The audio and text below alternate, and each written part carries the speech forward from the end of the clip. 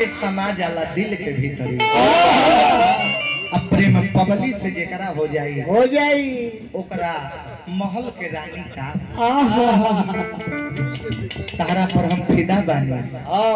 आ देखा हमारा पास बहुत कुछ तो नहीं थे, धन के राजा तो नहीं थे, लेकिन दिल के आ मन के राजा जरूर बानी।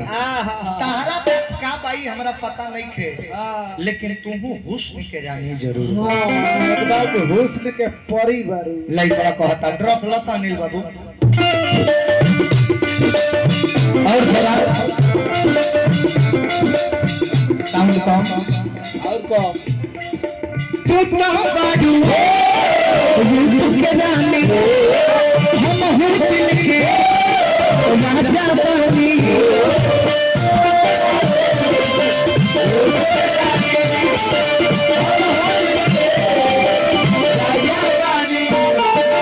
सुना हमके दुनिया के दौलत ना चाहिए, हमके दुनिया के दौलत ना चाहिए,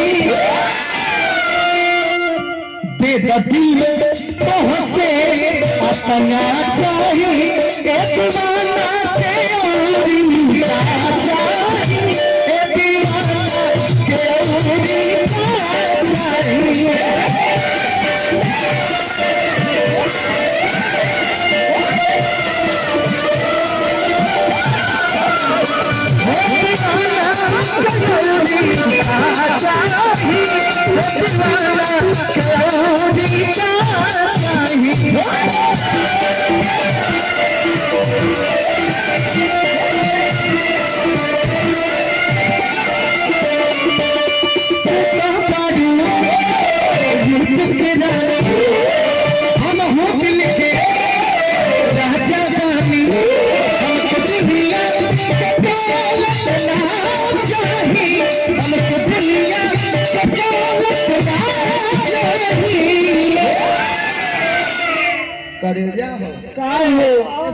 दिल से अपना चाहिए, एक दीवाना के जोड़ी चाहिए, एक दीवाना के जोड़ी चाहिए।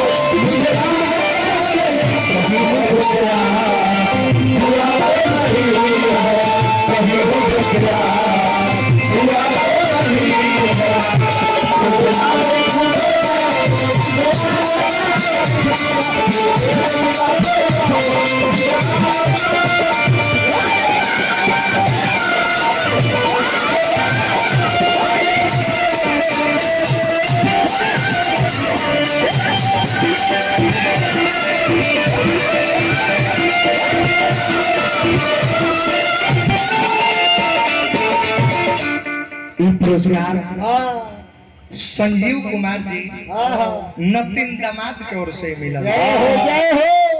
अच्छा देखिए 500 रुपया हमारा के दिहनी, अभिनंदन प्रणाम। यह परिवार से सदा लगा।